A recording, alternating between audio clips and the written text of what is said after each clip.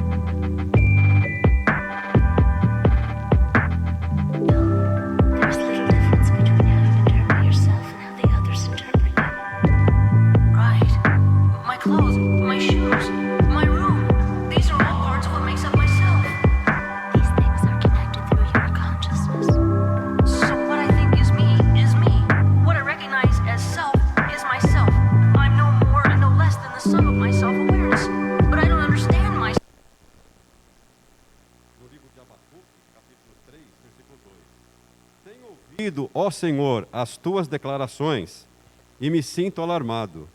Aviva a tua obra, ó Senhor, no decorrer dos anos, e no decurso dos anos, faze-a conhecida. Na tua ira, lembre-te da misericórdia. Amém. As misericórdias do Senhor são as causas de não sermos consumidos. Louvado seja o nosso Deus. Vamos abaixar as nossas frontes e buscar a Deus numa oração de adoração. Oremos. Santo, santo, santo é o Senhor, Deus Todo-Poderoso, Criador dos céus e da terra.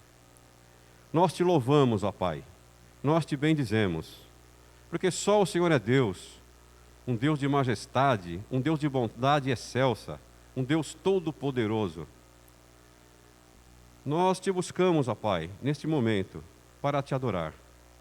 Te adoramos, Senhor Deus, na beleza da tua santidade. Te adoramos, ó Pai, em espírito e em verdade. Que a nossa adoração, o nosso louvor, possa chegar até o teu trono de graça, com aroma suave e agradável ao Senhor. Seja, ó Pai, com cada ato deste culto. Prepare as nossas mentes e os nossos corações, para que possamos te buscar com sinceridade. Seja, ó Pai, no momento oportuno com o pregador desta noite, para que ele possa falar iluminado pelo teu Santo Espírito. Todas essas bênçãos nós pedimos e agradecemos, no nome santo de Jesus, o nosso Senhor e Salvador. Amém. Amém. Convido aos amados irmãos para que abram as suas Bíblias no livro de Apocalipse.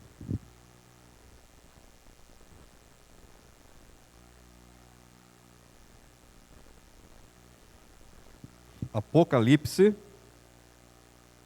capítulo 7. Faremos a leitura dos versículos 9 ao 17. Apocalipse 7, do versículo 9 ao versículo 17. Vamos fazer essa leitura de forma alternada. Eu iniciarei lendo os versos ímpares e convido aos amados para responderem lendo os versículos pares. A visão dos glorificados. Depois destas coisas, vi, e eis grande multidão, que ninguém podia enumerar, de todas as nações, tribos, povos e línguas, em pé diante do trono e diante do Cordeiro, vestido de vestiduras brancas, com palma nas mãos.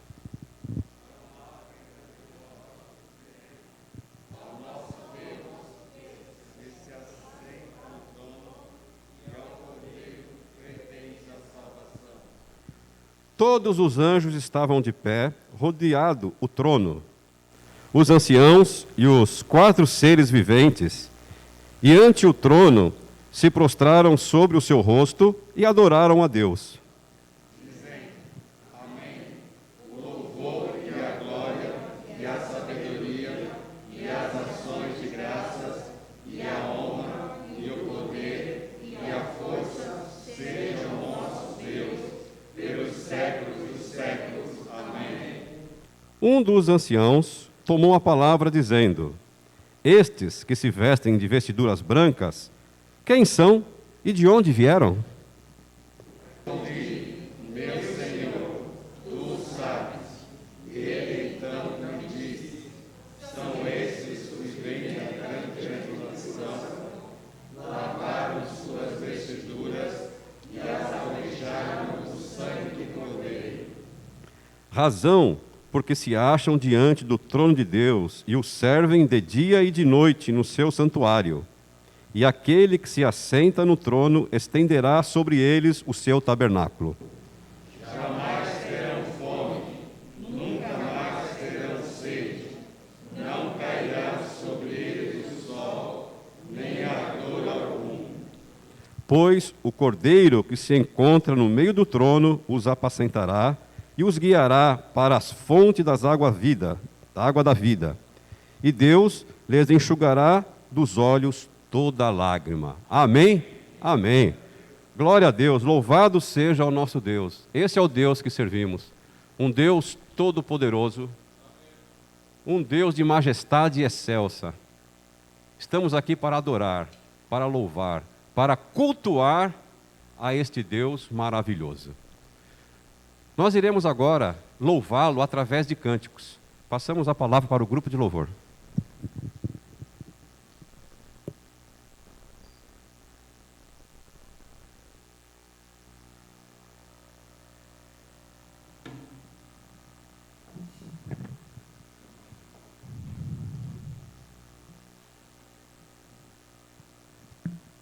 Boa noite, irmãos. Convido a vocês ficarem de pé.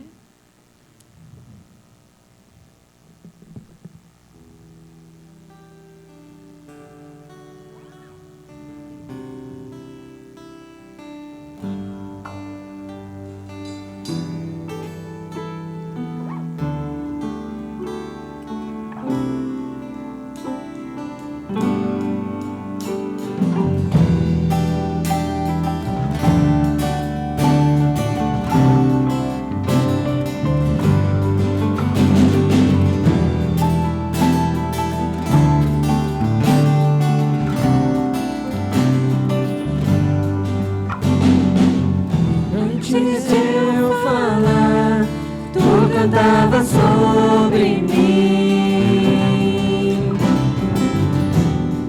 Tu tens sido tão, tão bom pra mim. Antes de eu respirar, sopraste tua vida em mim. Tu tens sido tão, tão bom pra mim.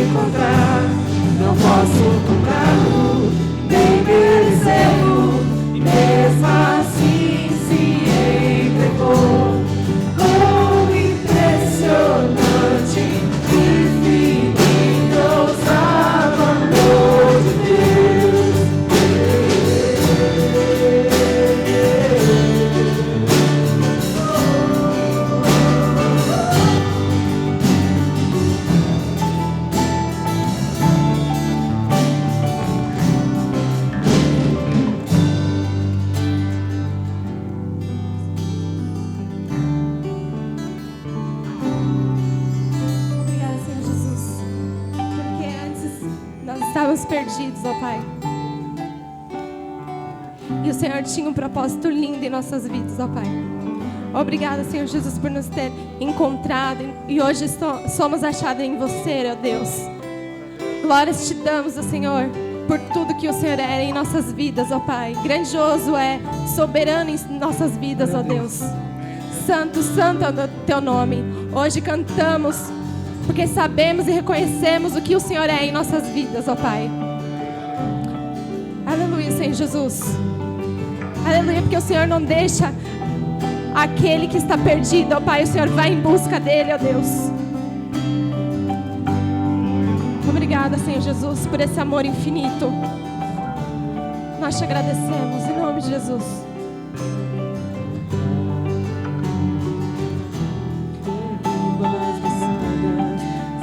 Nas montanhas pra me encontrar.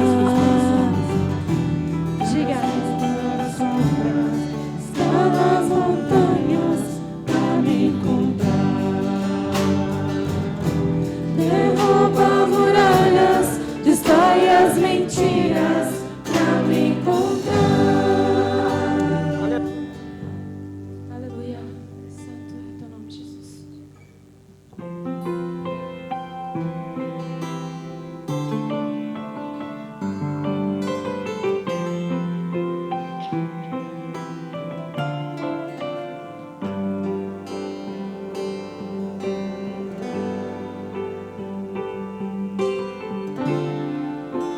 Sei que os teus olhos sempre atentos permanecem em mim.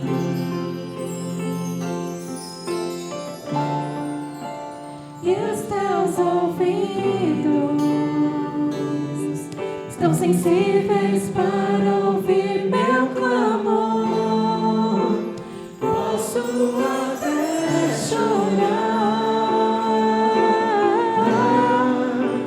mas a alegria vem de manhã. És Deus de perto, também de longe, nunca mudaste, tu és fiel.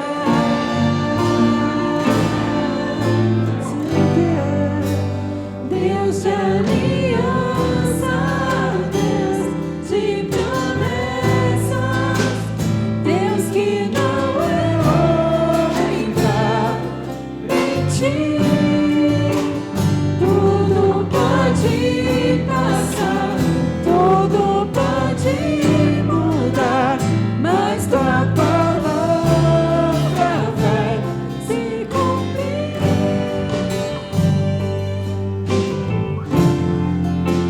Sei que os teus olhos,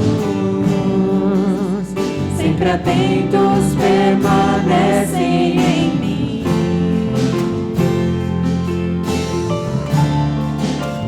E os teus ouvidos estão sensíveis para ouvir meu clamor. Posso até chorar,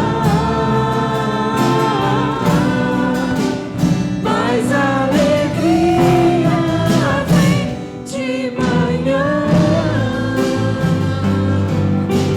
És Deus de perto, também de longe, nunca mudaste,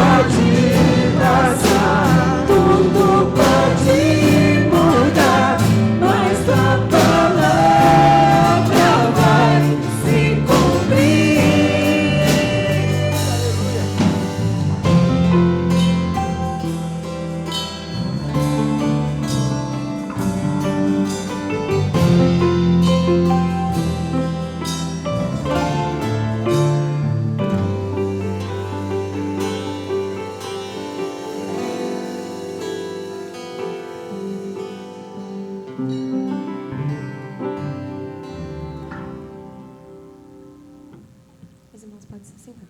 Glória a Deus.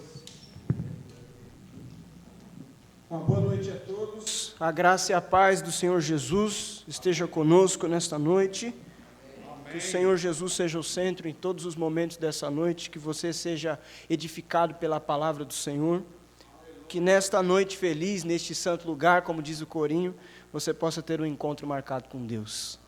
Amém? Eu convido você a abrir a sua Bíblia no livro do profeta Zacarias, no capítulo 8. Nós vamos ler apenas 2 versículos, o versículo 16 e 17. E por causa do que diz esses 2 versículos, nós seremos levados a uma palavra de oração, uma oração de contrição, momento de quebrantarmos o nosso coração, momento de confessarmos os nossos pecados diante de Deus, momento de enxergar as nossas faltas. Zacarias capítulo 8, versículo 16 e versículo 17, diz assim: Eis as coisas que deveis fazer. Falai a verdade cada um com o seu próximo, executai juízo nas vossas portas, segundo a verdade, em favor da paz. O que é que diz o versículo 17, igreja?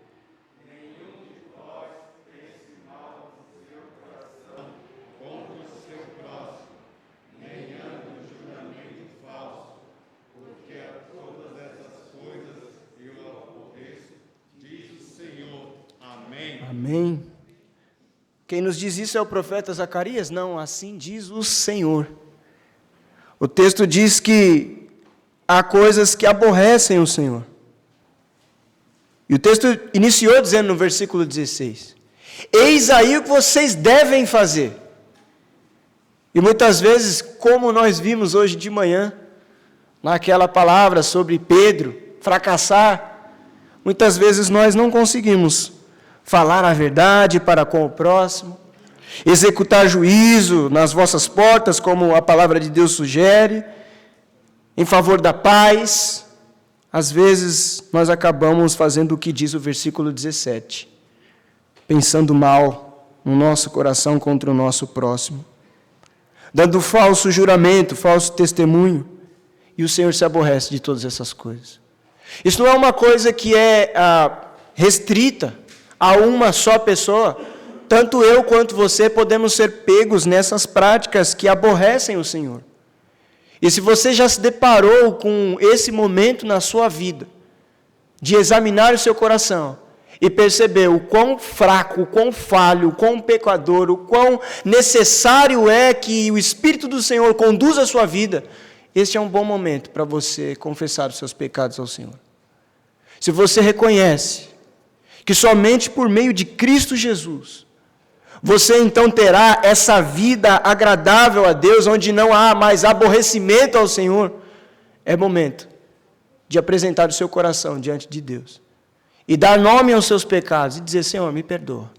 Me perdoa porque eu tenho feito isso, eu tenho feito isso, eu tenho feito isso, eu tenho feito isso. Desnudado diante de Deus, sem vergonhas diante de Deus. E então você poderá receber a paz no seu coração. A paz que excede a compreensão humana, excede entendimento, excede nos entender a maneira pela qual Deus nos trata, apesar dos nossos pecados.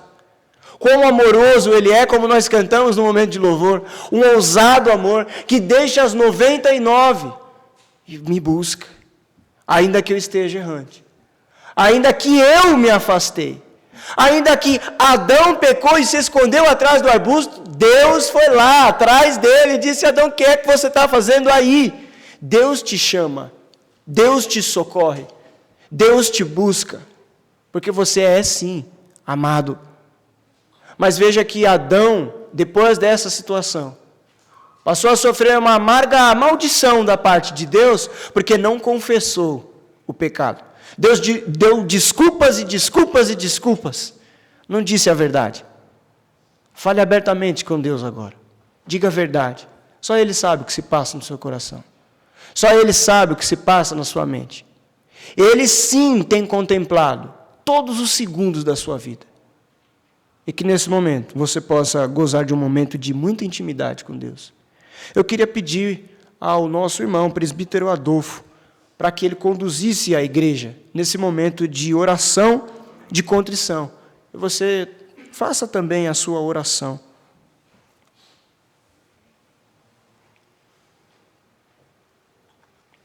Senhor, nosso Deus e nosso Pai amado.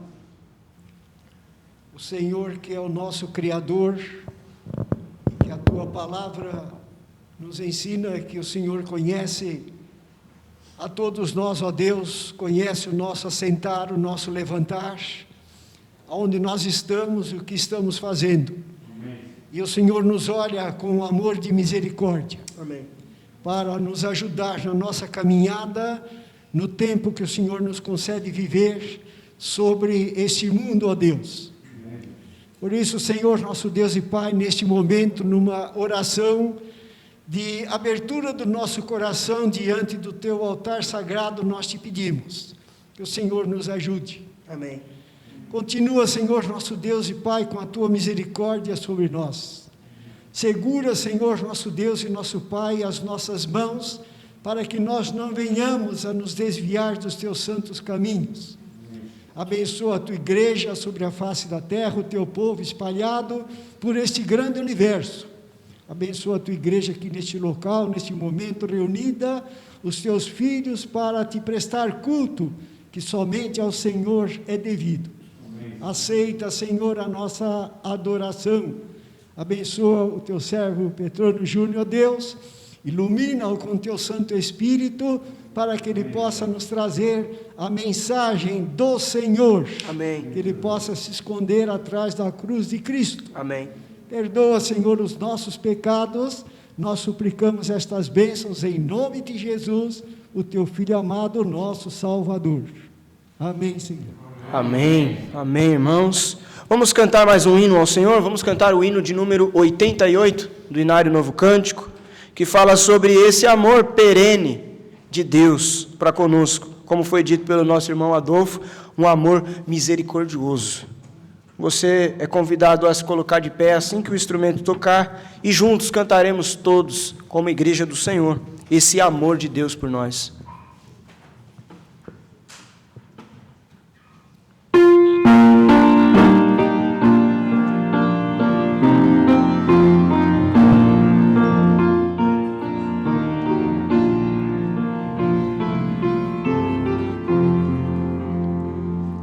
Amavas-me, Senhor, ainda cintilante, não irromper a luz ao mando Criador, e nem o ardente sol, rompendo no levante, trouxer a terra e ao mar a força fecundante. Meu Deus, que amor, meu Deus, que eterno amor. Amavas-me, Senhor, também quando imolado por mim sofreu na cruz o meio Salvador, o Santo de Israel, o Teu Cordeiro amado, levando sobre si a culpa do pecado. Meu Deus, que amor, meu Deus, que antigo amor. Amavas-me, Senhor, quando atingiu meu peito o Espírito de luz, o meu Consolador, e com tesouros de Teu favor perfeito, trouxe a minha alma fé, em que hoje me deleito. Meu Deus, que amor, meu Deus, que antigo amor.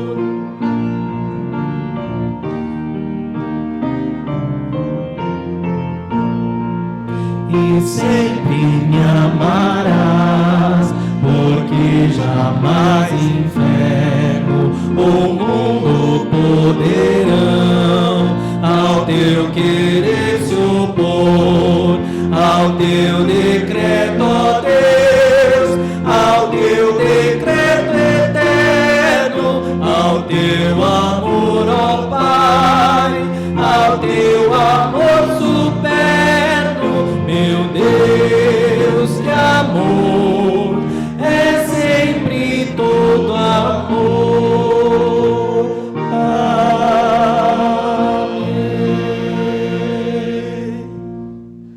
Amém. Amém. Os irmãos podem se assentar. Momento de ouvirmos a palavra de Deus. E nessa oportunidade eu convido você a abrir a Bíblia em Efésios, capítulo 3, do versículo 1 até o versículo de número 12. Carta de Paulo à igreja de Éfeso, aos irmãos efésios, capítulo 3, do versículo 1 até o versículo 12.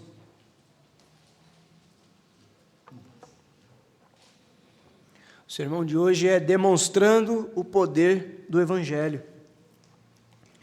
Efésios, capítulo 3, do versículo 1 até o versículo 12, eu peço que a igreja acompanhe comigo a leitura da palavra do Senhor, que diz assim: por essa causa eu, Paulo, sou prisioneiro de Cristo Jesus, por amor de vós, gentios, se é que tendes ouvido a respeito da dispensação da graça de Deus a mim confiada para vós outros. Pois, segundo uma revelação, me foi dado conhecer o mistério, conforme escrevi há pouco, resumidamente. Pelo que, quando ledes, podeis compreender o meu discernimento do mistério de Cristo, o qual, em outras gerações, não foi dado a conhecer aos filhos dos homens, como agora foi revelado aos seus santos apóstolos e profetas no Espírito, a saber que os gentios são co-herdeiros, membros do mesmo corpo e coparticipantes da promessa em Cristo por meio do Evangelho, do qual fui constituído ministro, conforme o dom da graça de Deus a mim concedido, segundo a força operante do seu poder. A mim, o menor de todos os santos, me foi dada essa graça de pregar aos gentios o evangelho das insondáveis riquezas de Cristo e manifestar qual seja a dispensação do mistério desde os séculos oculto em Deus, que criou todas as coisas, para que pela igreja a multiforme sabedoria de Deus se torne conhecida agora dos principados e potestades nos lugares celestiais, segundo o eterno propósito que estabeleceu em Cristo Jesus, o nosso Senhor, pelo qual temos ousadia e acesso com confiança, mediante a fé nele. Amém? Amém? Poderíamos ler até o versículo 13, que diz: portanto, vos peço que não desfaleçais nas minhas tribulações por vós, pois nisso está a vossa glória. Vamos orar, irmãos, para que o Espírito do Senhor trabalhe em nosso coração aquilo que nós vamos ouvir agora. Pai de amor, como já ouvimos e cantamos aqui, que o teu amor se manifeste em nosso coração nessa noite por meio de sua palavra. Que a tua igreja seja provocada, desafiada, estimulada, Senhor Deus, a trabalhar, a se empenhar e a se engajar na missão que o Senhor tem por todo este mundo. Em nome de Jesus. Amém. Amém. Você já parou para pensar que você pode estar debaixo do julgamento de muita gente, sendo considerado como alguém impuro? Essa pergunta me veio porque, às vezes, a nossa religiosidade nos leva a um caminho de hipocrisia que pode julgar outras pessoas como impuras. Mas você já parou para pensar que você pode estar sendo julgado como impuro, incoerente, herege, incorreto, sei lá qual termo que você queira usar? Você já parou para pensar nisso? É da mesma forma que você às vezes faz falso julgamento, como disse lá em Zacarias, a peça que nós lemos na contrição, você faz falso julgamento contra o teu próximo, da mesma forma alguém também pode fazer um falso julgamento sobre você. Considere que para um judeu nós somos gentios. E olha como isso já é algo pesado, por exemplo. Porque pensar que ser gentil, por exemplo, para um judeu do primeiro século, desse período aqui de Efésios, capítulo 3, que é o que nós lemos, isso pode parecer apenas questão de etnia e etc. e tal, mas não é. Há uma compreensão de fé, de um Deus por trás disso. O judeu entende que Deus é uma propriedade exclusiva deles, eles são o povo eleito. Não era só uma questão étnica, racial, em rejeitar o gentil. Dizer não ao gentil, ter repulsa ao gentil, considerar o gentil alguém impuro, estava ligado também a uma questão da história deles. Eles não viam com bons olhos o gentil. E às vezes nós julgamos tanto a postura dos fariseus, dos saduceus, dos tempos de Jesus. Às vezes nós corremos um sério risco de cometer os mesmos erros, os mesmos equívocos. Nós deveríamos fazer uma pergunta ao nosso coração nessa noite. Como é que nós nos relacionamos, ou como é que nós reagimos a alguém que não compreende fé da mesma maneira que a gente, ou que demonstra posturas éticas que aparentemente negam a lógica da nossa teologia? Jesus, aparentemente, aos olhos de fariseus e saduceus, negava a ética e a lógica da teologia deles. Quando ele parava para jantar na casa de Zaqueu, por exemplo. Quando ele abraça uma mulher pega em flagrante em adultério. Quando ele toca num leproso, quando a lei dizia que não podia tocar no leproso. Quando ele questiona sobre o que de fato que é ou não é para ser feito no sábado, ou melhor, como é que eles interpretavam o sábado. Como é que nós? Porque é muito bom nós hoje aqui, muito cômodo, século 21, olharmos lá para trás, vermos tudo isso, ver a postura do fariseu, do saduceu, e dizer, que absurdo, por que fizeram isso com Jesus? Meu Deus, como é que eles não enxergaram, como cantamos no hino agora, o meigo Salvador? Eles não estão vendo o quanto ele é bom, eles vão matar a Jesus, meu Deus, que absurdo. Será que se estivéssemos lá, seguindo a cartilha, seguindo à risca a palavra, tentando ao máximo, se esforçando para obedecer e ser fiel a Deus da maneira que fomos ensinados, será que nós também não reagiríamos assim? Porque ainda hoje, às vezes, reagimos assim. Quando alguém parece que não compreende fé da mesma maneira que a gente, quando alguém parece que a sua ética é um pouco diferente da nossa, a sua lógica teológica não preenche todas as lacunas que eu esperava, se possível a gente mataria essas pessoas. A gente diz que essas pessoas são impuras, são hereges, têm que ser lançadas fora da igreja. Como é que nós seríamos naquele caso de hoje de manhã, de um Pedro que negou Jesus? Será que nós faríamos como Natanael, Tomé e os filhos de Zebedeu que acolheram e foram pescar com ele? Ou nós manteríamos distância, afinal esse irmão negou a Cristo? Onde já se viu isso? Eu não quero ter intimidade, relacionamento, proximidade com alguém que nega Jesus. Mas Tomé, Natanael, disse, não Pedro, nós vamos com você. Nós vamos pescar com você. Porque Tomé, quando passou por sua crise de fé, foi restaurado por Jesus. Ele percebeu o quão importante é amar alguém que está passando por um momento difícil. Porque quando ele passou por um momento difícil, ele foi amado. É como se fosse uma continuação daquilo que nós ouvimos hoje de manhã. Mas não. Nós tentamos, às vezes, criar uma realidade paralela para que a gente se exclua do mundo. A gente tenta fazer um filme cristão, uma música cristã, uma escola cristã e tantas outras coisas debaixo de um guarda-chuva cristão, para de alguma forma tornar essas coisas aceitável e vista com bons olhos perante as pessoas.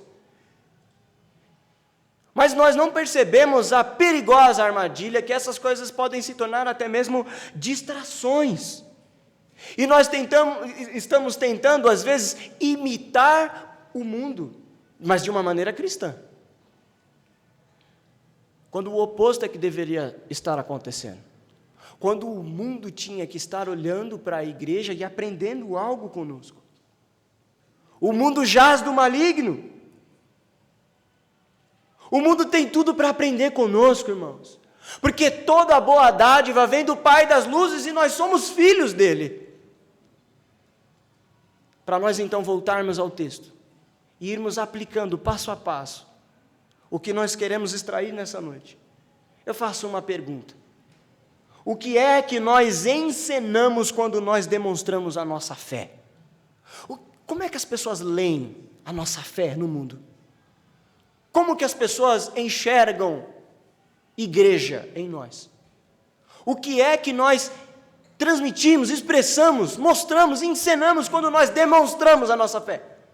Quando você explicitamente está a fim de demonstrar a sua fé genuinamente cristã, como é que as pessoas leem você como cristão? Queria fazer uma citação rápida aqui do teólogo contemporâneo Tim Keller, que ele diz assim, somos, se referindo à igreja, né? Ele diz, somos como uma planta piloto do futuro reino de Deus, um lugar para o qual o mundo tenha um vislumbre parcial de como será a humanidade sobre o reinado e a justiça de Jesus. Sabe quando o engenheiro faz a planta para a construção? É essa a ideia que o Tim Keller está dizendo. Ele está dizendo, a igreja, nós, os discípulos de Jesus, somos como a planta piloto do reino de Deus. Para que as pessoas olhem para a planta, para ver como é que vai ser a construção, o funcionamento do reino de Deus. Como é que é viver debaixo do reinado e da justiça de Jesus? Nós temos esse objetivo, nós temos esse papel, nós temos essa vocação.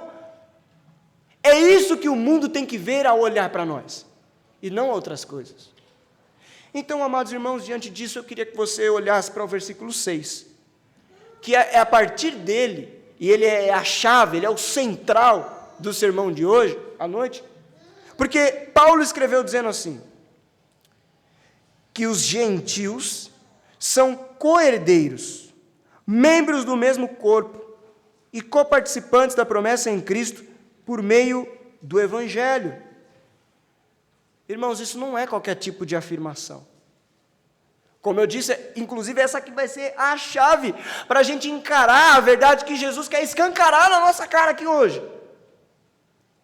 Mas para entender realmente o que Paulo está querendo dizer com os gentios são co-herdeiros, membros do mesmo corpo, coparticipantes da promessa, nós vamos precisar esmiuçar um pouquinho mais o texto, e um pouco mais a fundo nesse texto.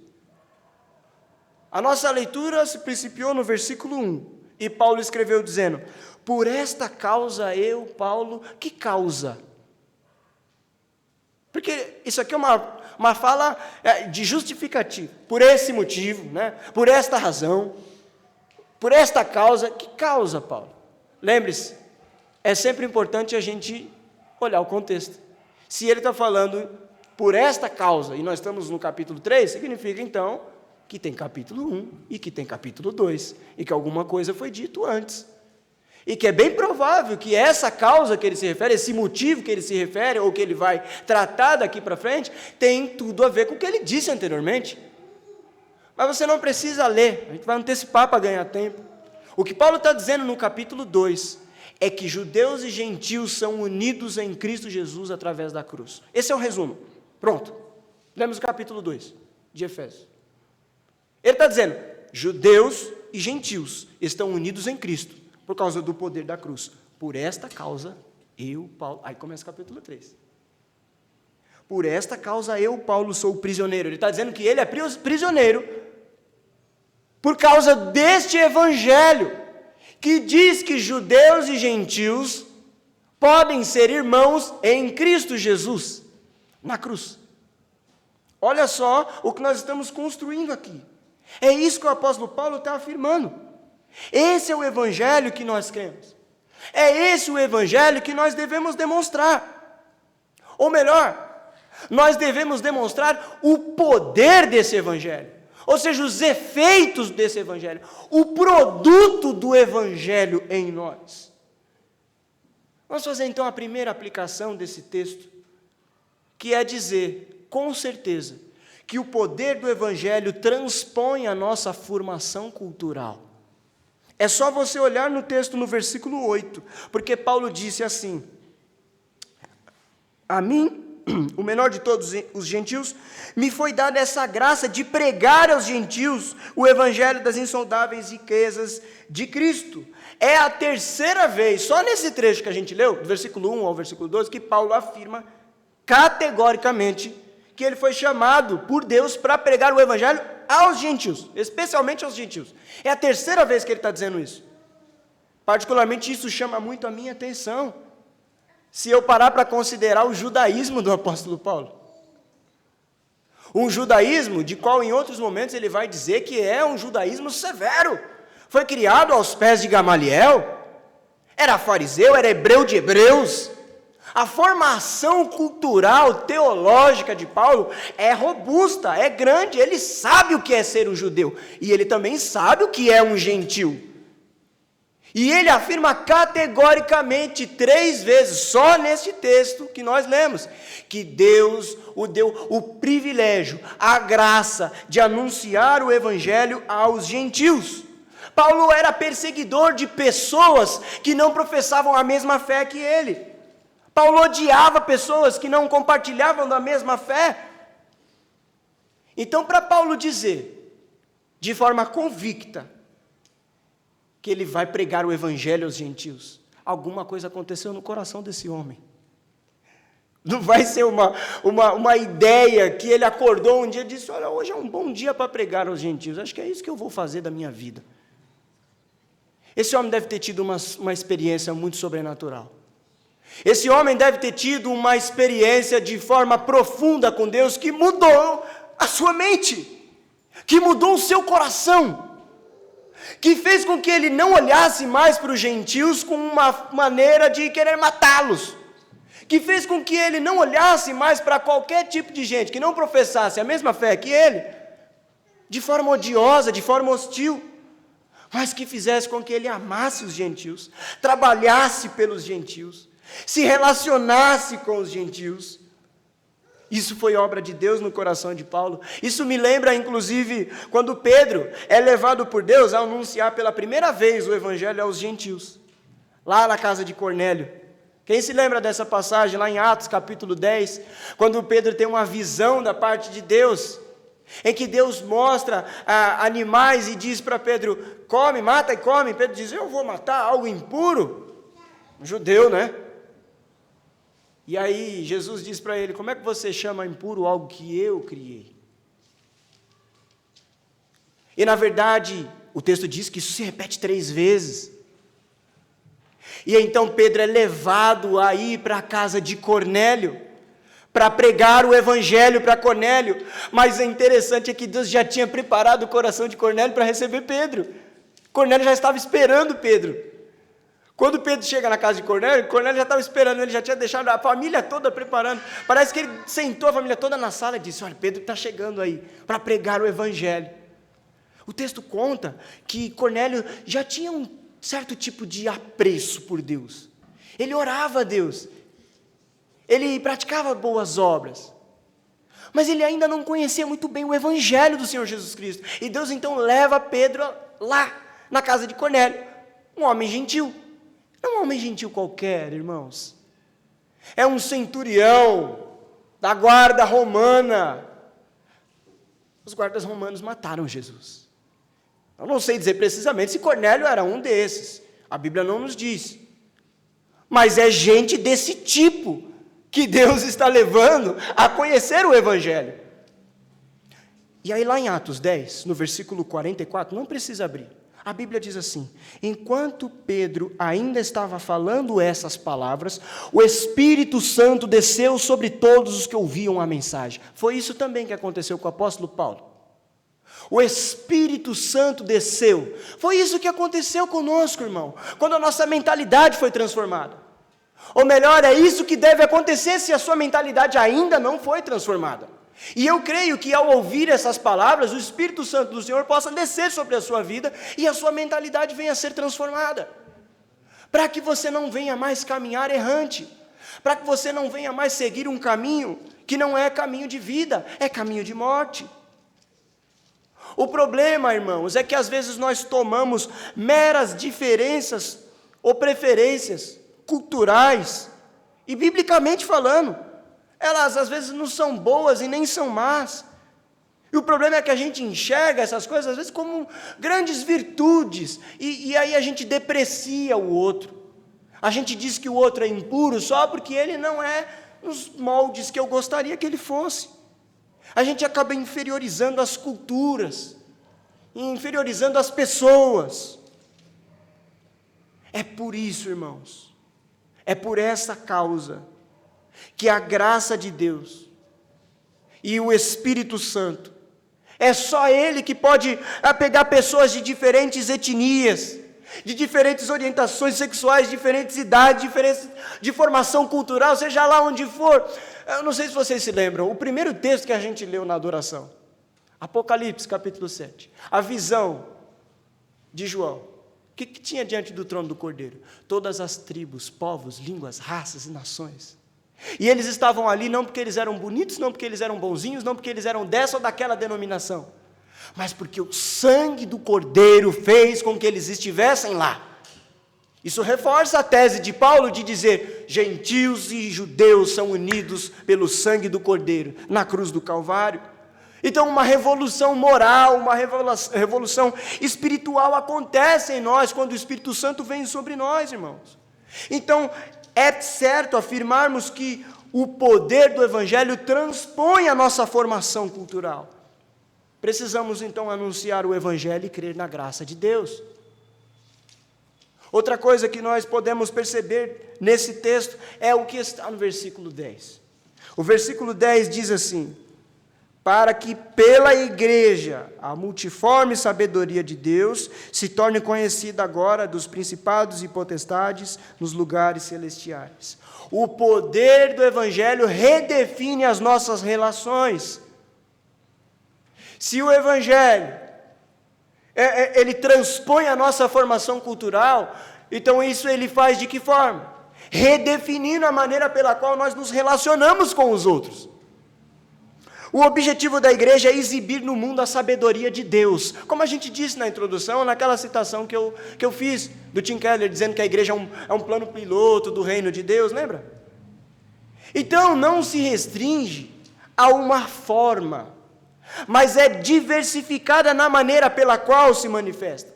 A igreja, ela transcende as culturas deste mundo, porque ela não foi formulada pelas culturas deste mundo. Ela foi formulada, ela foi pensada, ela foi planejada por Deus, numa cultura que não é a cultura deste mundo, mas é a cultura do reino de Deus. Por isso é uma multiforme sabedoria da parte de Deus. Agora, amados irmãos, pare para pensar que ninguém vai dar ouvidos a cristãos que pede, que grita à sociedade para que eles tenham relacionamentos justos, se dentro da própria igreja nós não temos esses relacionamentos.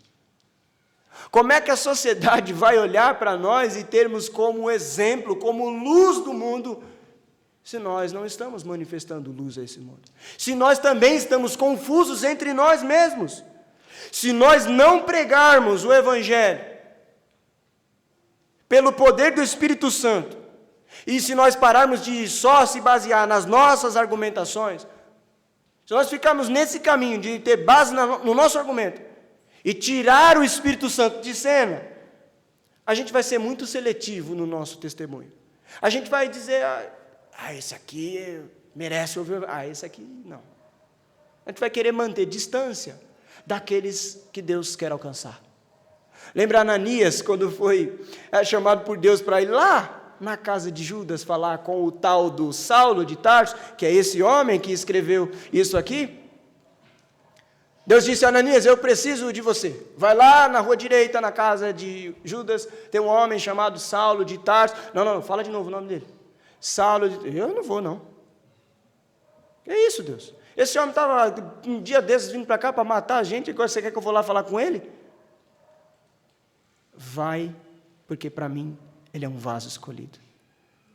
Pessoas improváveis são escolhidas por Deus. E como ouvirão se não há quem pregue?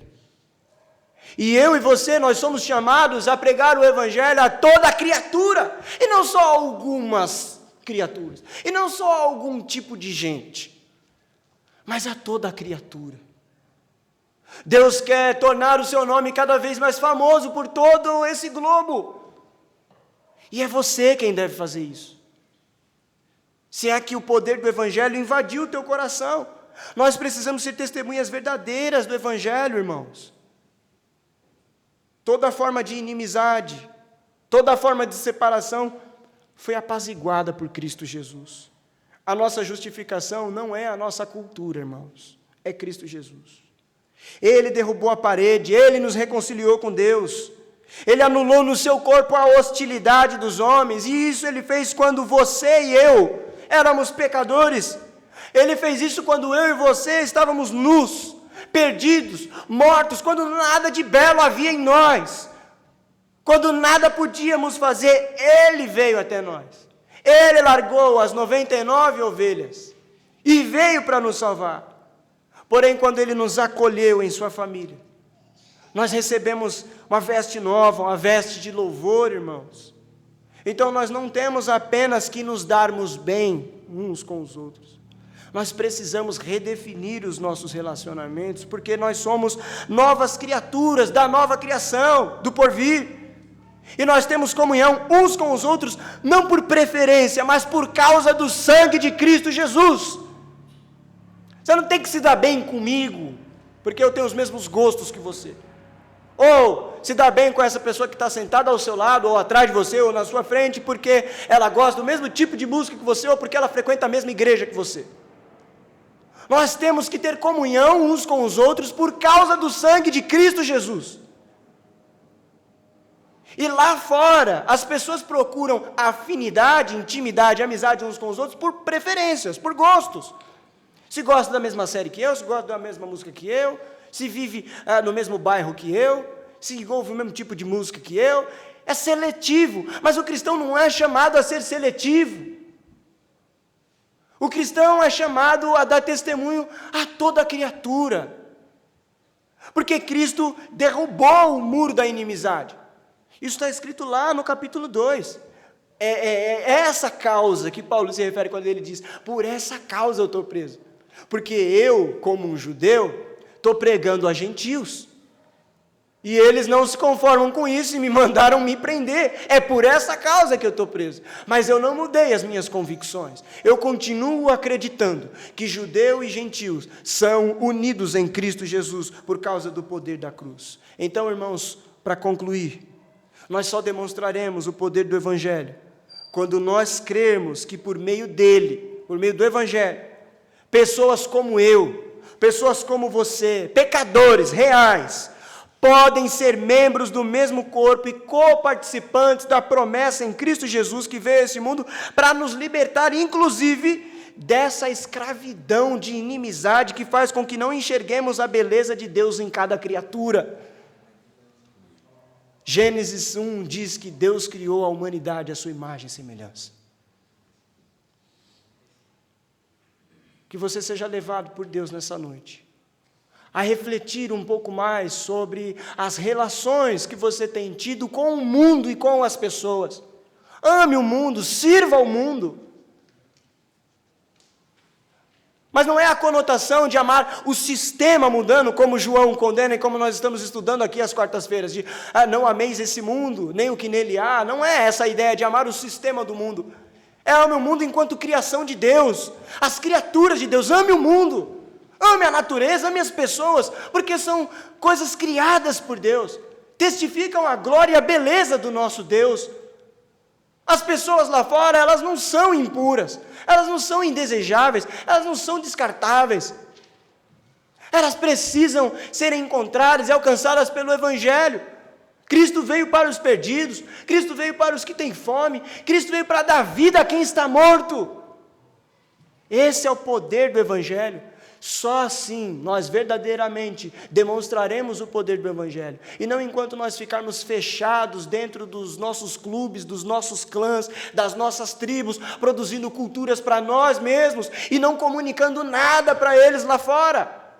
Nós precisamos demonstrar o poder do Evangelho. Nós somos a planta piloto do reino de Deus. Nós somos a planta piloto do mundo por vir, aonde não há mais choro nem lágrima, onde há justiça verdadeira por causa de Cristo Jesus. Então, amados irmãos, o poder do Evangelho nos leva a transpor a nossa formação cultural e ele redefine os nossos relacionamentos. Amém?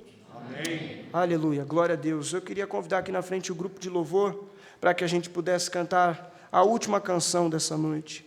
E que você perceba o quanto precisamos ser levados além, pela presença de Deus, pela graça de Deus, pelo amor de Deus. Mas antes de nós cantarmos, eu não deixaria de saudar os nossos visitantes aqui nessa noite. O Jonatas, é isso? Quem é o Jonatas? Deus abençoe, Jonatas. Seja bem-vindo, meu irmão. Volte sempre. O Kaique, seja bem-vindo, Kaique, com a gravata borboleta bonita, Kaique. O Cauã também está aí. Deus abençoe, Cauã. A Regiane, Deus abençoe, minha irmã. E o Giovanni também, Deus abençoe. Que vocês se sintam amados e acolhidos. Que vocês tenham sido abençoados nessa noite. Amém? E que vocês queiram vir mais vezes. Vamos cantar, igreja? Se coloque de pé. Vamos louvar ao Senhor.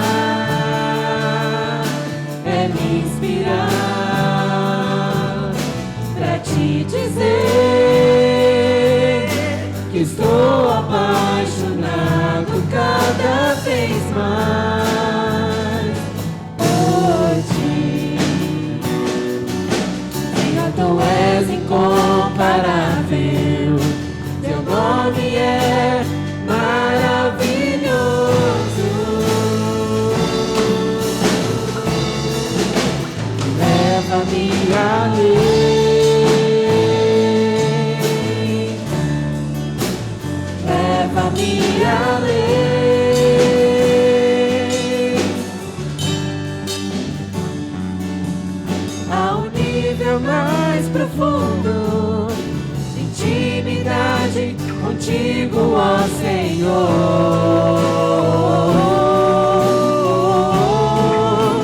Leva-me além, Senhor.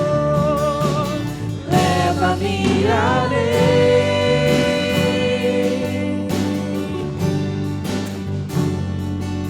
Que a minha vida flua mais da tua unção, mais do teu poder, mais do teu poder.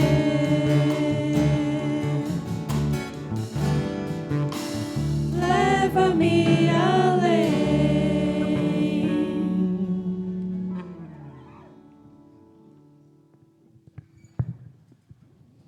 Eu gostaria de convidar aqui na frente o nosso pastor, reverendo Lindbergh, para fazer a oração final, impletar a bênção. Que Deus te abençoe. A igreja pode continuar de pé, pastor? Pode?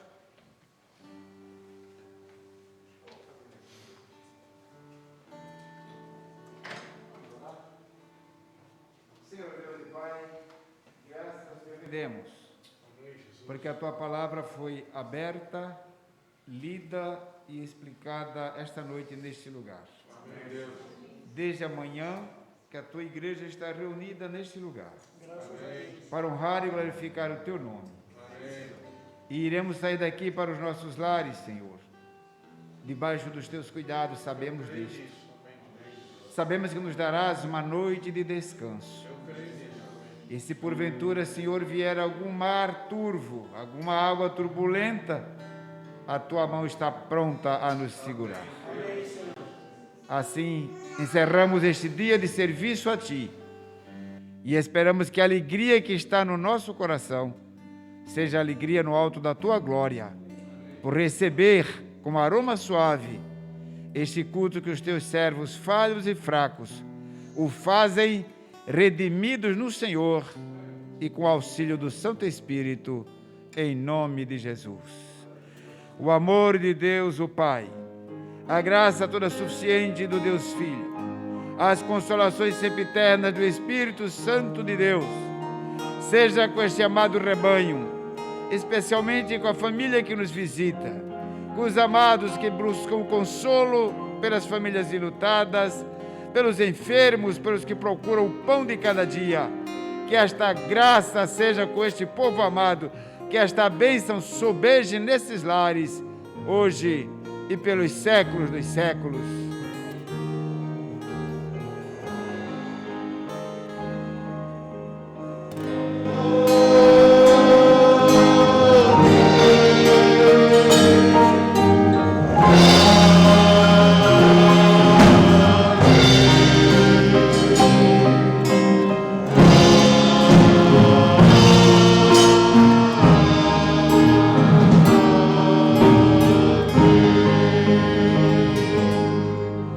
Poder sentar, irmãos. Rapidinho, só alguns avisos. Lembrando que aos poucos... Freedom